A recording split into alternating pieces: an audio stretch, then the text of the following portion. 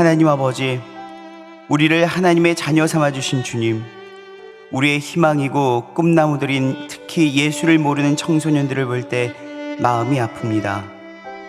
모세의 어머니 요게벳처럼 저희들도 갈대상자의 기도에 역청을 발라주는 지혜의 어머니들이 되어서 우리에게 맡겨주신 자녀들과 방황하는 청소년들에게 믿음과 신앙의 뿌리를 내리고 사랑으로 관심을 가지고 빛의 자녀들로 바로 설 수 있도록 우리의 기도를 들어주시고 바른 길로 인도하여 주시옵소서. 예수님의 이름으로 기도합니다. 아멘.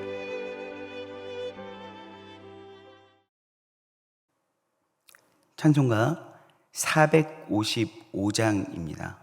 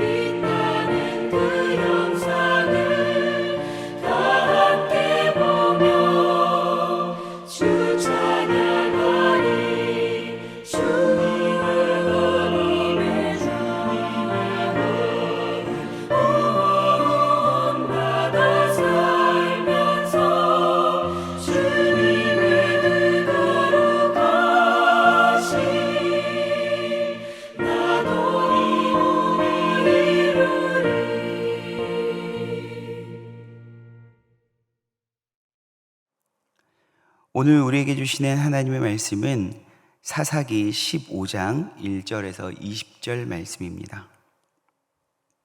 사사기 15장.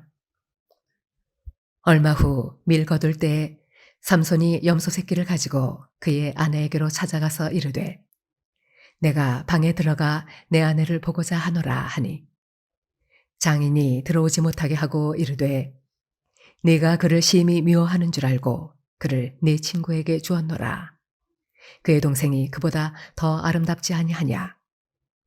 청하노니 너는 그를 대신하여 동생을 아내로 맞이하라 하니 삼손이 그들에게 이르되 이번은 내가 블레셋 사람들을 해할지라도 그들에게 대하여 내게 허물이 없을 것이니라 하고 삼손이 가서 여우 300마리를 붙들어서 그 꼬리와 꼬리를 매고 회를 가지고 그 두 꼬리 사이에 한 회를 달고 회에 불을 붙이고 그것을 블레셋 사람들의 곡식밭으로 몰아들여서 곡식단과 아직 배지 아니한 곡식과 포도원과 감람나무들을 사른지라.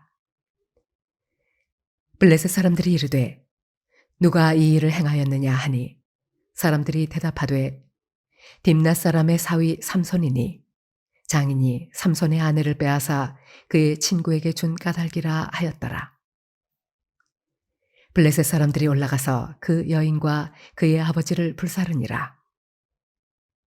삼손이 그들에게 이르되 너희가 이같이 행하였은즉 내가 너희에게 원수를 갚고야 말리라 하고 블레셋 사람들의 정강이와 넓적다리를 크게 쳐서 죽이고 내려가서 에담 바위 틈에 머물렀더라. 이에 블레셋 사람들이 올라와 유다의 진을 치고 레히에 가득한지라. 유다 사람들이 이르되 너희가 어찌하여 올라와서 우리를 치느냐. 그들이 대답하되 우리가 올라온 것은 삼손을 결박하여 그가 우리에게 행한 대로 그에게 행하려 함이로라 하는지라. 유다 사람 3,000명이 에담 바위 틈에 내려가서 삼손에게 이르되 너는 블레셋 사람이 우리를 다스리는 줄을 알지 못하느냐. 네가 어찌하여 우리에게 이같이 행하였느냐 하니 삼손이 그들에게 이르되 그들이 내게 행한 대로 나도 그들에게 행하였노라 하니라.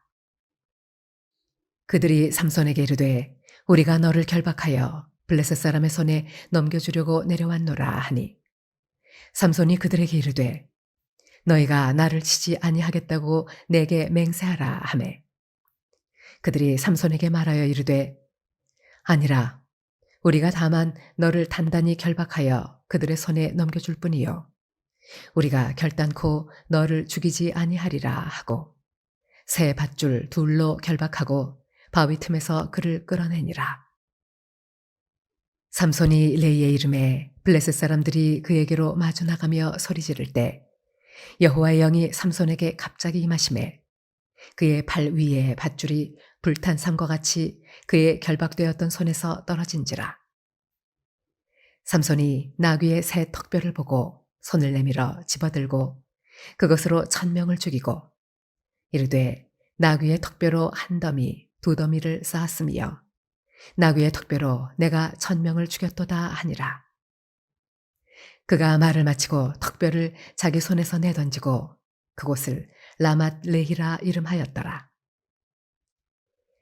삼손이 심히 목이 말라 여호와께 부르짖어 이르되 주께서 종의 손을 통하여 이 큰 구원을 베푸셨사오나 내가 이제 목말라 죽어서 할례 받지 못한 자들의 손에 떨어지겠나이다 하니 하나님이 레이에서 한 우묵한 곳을 터뜨리시니 거기서 물이 솟아나오는지라. 삼손이 그것을 마시고 정신이 회복되어 소생하니 그러므로 그 샘 이름을 에나꼬레라 불렀으며 그 샘이 오늘까지 레히에 있더라. 블레셋 사람의 때에 삼손이 이스라엘의 사사로 20년 동안 지냈더라. 삼손은 거침없이 끊임없이 계속적으로 내려가는 삶을 살고 있습니다. 결국에는 블레셋 군대가 그를 찾아왔고 그는 블레셋을 피하여서 유다 땅으로 피신하기까지 합니다. 삼손은 어마무지한 일을 벌였습니다. 딥나에 있는 여인과 결혼하겠다라고 했다가 자신의 감정을 주체하지 못하고 그 모든 것을 수포로 돌려버리고 그 사건 때문에 블레셋에 있는 밀 거둘 때 블레셋의 모든 것들을 다 무참히 훼손시키는 일들까지 일어나게 되죠. 그렇다 보니 블레셋은 삼손을 쫓아오고 삼손과 대치하는 상황이 이루어집니다. 유다 땅으로까지 이미 도망왔지만 이 유다 사람들은 삼손을 민족의 지도자로서 그를 받아들이거나 아니면 사사로서 그를 보호해 주려는 움직임이 전혀 없습니다. 오늘 유다 사람들이 이렇게 이야기합니다. 10절입니다. 유다 사람들이 이르되 너희가 어찌하여 올라와서 우리를 치느냐? 그들이 대답하되 우리가 올라온 것은 삼손을 결박하여 그가 우리에게 행한 대로 그에게 행하려 함이로다 하는지라. 유다 사람 3,000명이 에단 바위 틈에 내려가서 삼손에게 이르되 너는 블레셋 사람 우리를 다스리는 줄 알지 못하였느냐? 내가 어찌하여 우리에게 이같이 행하였느냐 하니 삼손이 그들에게 이르되 그들이 내게 행한 대로 나도 그들에게 행하였노라 하니라. 유다 땅으로 피신해온 삼손을 구원해 주거나 아니면 그의 입장에서 항변하는 것이 아니라 블레셋 사람들이 찾아와서 유다 땅을 어찌할까 봐 그들은 오히려 조마조마한 심정으로 두려워하면서 삼손을 책망하는 모습을 보이고 있습니다. 그러면서 블레셋이 우리를 다스리는 줄 알지 못하였느냐라고 이야기하고 있다는 것이죠. 참담한 상황입니다. 블레셋이 이스라엘 백성들을 다스리고 있다고, 유다 땅을 다스리고 있다고 스스로 인정하고 고백하고 있는 부분이라는 거죠. 이스라엘의 영적인 침체가 바로 이렇습니다. 그런데 이 고백들을 보면서 우리 또한 우리의 삶을 되돌아볼 수 있게 된다는 것이죠. 우리는 하나님을 믿는 사람들입니다.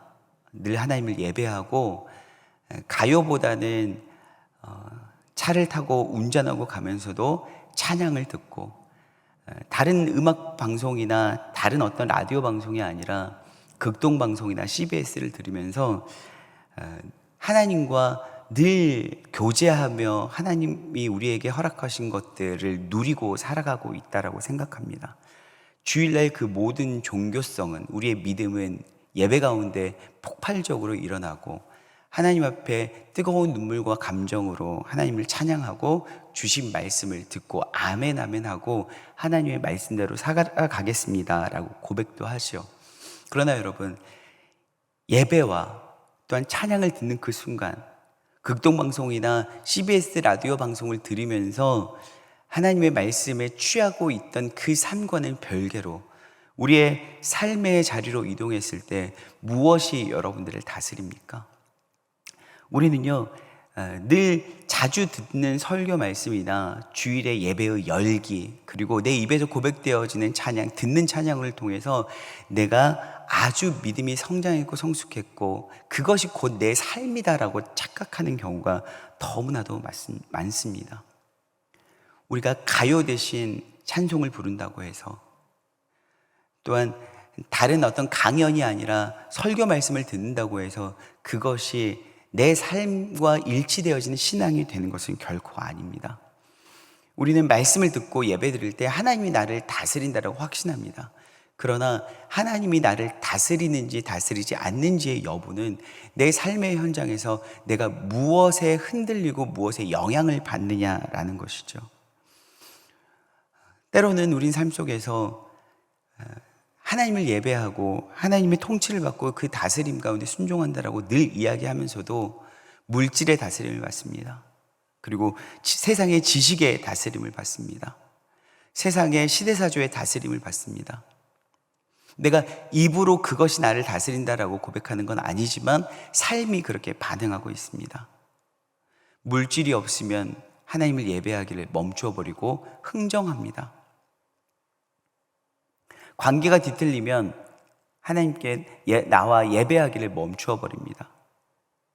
내 감정적인 문제가 평안히 찾아오지 않고 내 감정이 좋지 않으면 예배 또한 망쳐버립니다. 내가 기대했던 말씀이 아니면 말씀도 귓전에서 머물다가 튕겨져 나가버릴 때가 있습니다. 여러분, 여러분들을 다스리는 분은 누구입니까? 하나님입니까? 세상입니까? 오늘 또 여호와의 영이 삼손에게 임하여서 이 같은 블레셋과의 대치된 상황 가운데에서 삼손은 나귀턱뼈로 블레셋 군사들을 다 물리치고 맙니다.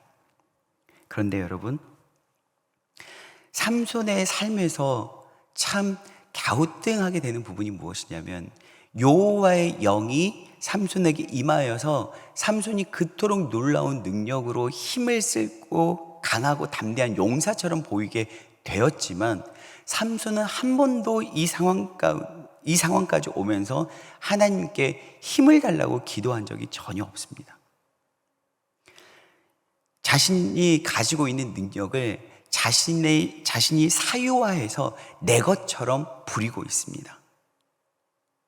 분명 성경은 여호와의 영이 임하여라고 이야기했습니다. 그것은 하나님께서 삼손에게 힘과 능력을 공급해 주셨다는 것입니다.